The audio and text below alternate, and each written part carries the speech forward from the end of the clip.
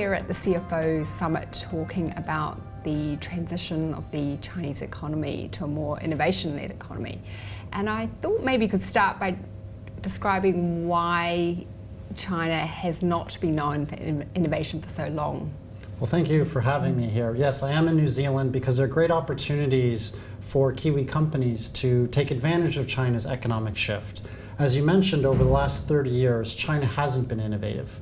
You know, the country is really focused on low-cost manufacturing because they had a cheap labor pool in order to grow economically. But what we've started to see in the last 5 years is that China's growth model is broken. And so the country is trying to focus on innovation, services, and consumption. When you look at it in the 1990s, probably services and consumption only accounted for about 20% of the economy. Last year accounted for 68%. And so the government is really pushing innovation. Companies are moving up the value stream in order to try to regain some of the profits that they've lost in the last 5 years, A, with the weak economy, and B, with rising input costs, especially in labor and real estate. So what have been some of the challenges for companies in China to be innovative? Historically, the biggest problem towards innovation in the country has been twofold. The first is low-hanging fruit. It just didn't make sense to try to be innovative over the last 30 years. It was too easy to make a lot of money by putting up a building, or if you had good connections and were kind of corrupt, about getting a deal with a local government ministry or department. That was the first problem. The second problem was intellectual property rights. There has been a lot of piracy. Even to this day, you can walk along the street and buy pirated Louis Vuitton bags or counterfeit DVDs. But it's starting to shift. When we actually interview the pirated sellers of Gucci and LV products, they tell us it's no longer Chinese buying it. It's usually the Western tourists who want to buy the counterfeit items, because Chinese right now want the real deal. They want the real thing. And that's one of the reasons why Chinese companies especially are at the forefront of innovation. They're understanding that Chinese want real products. They want products that are made for Chinese by Chinese.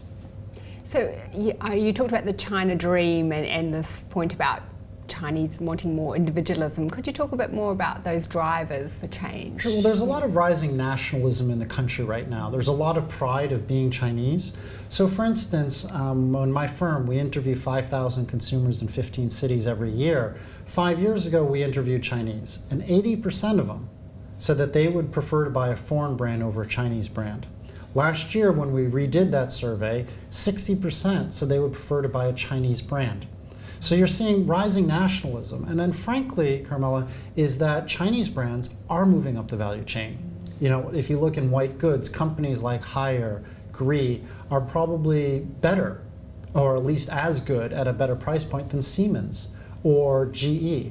So what we're starting to see is this Chinese dream, a real shift towards wanting Chinese brands. Mm-hmm. And what advice do you have for New Zealand companies trying to break into the Chinese market? Well, I think the first thing is you need to create a product that Chinese consumers want. So you can't just take what worked in New Zealand and then send it into China. You have to understand the Chinese consumer. The second part is you have to create the right brand image. And I think that's fairly easy for New Zealand companies, frankly, because Chinese trust New Zealand and Australia probably more than any other nation in the world, except for maybe Canada. And so they trust that you have good quality, that you're not going to cut corners in the production process, and that you're clean. You talked about the 3 phases of innovation in China. Could you explain that? And so in my book, changing? The End of Copycat China, I outline that all nations, but especially China, go through 3 stages of innovation. Stage 1 is the low-hanging fruit stage, and that's where China was for the past 30 years. It was just so easy to make money putting up a building or really doing anything. The second stage would be innovation for China, and that's really where we are now, where you see great Chinese companies like Tencent, Alibaba, My are creating products and services that they innovate or adapt specifically for the Chinese consumer. Stage 3 is innovation for the world, sort of technological innovation. And that's sort of the wave of the future in the country. And we're starting to see really great opportunities in biotech, mobile services, and industrial, where China, I think, will become the world leader in innovation in those 3 sectors, because that's where the money's going, that's where the profits are, and that's where the great minds are going to do R&D.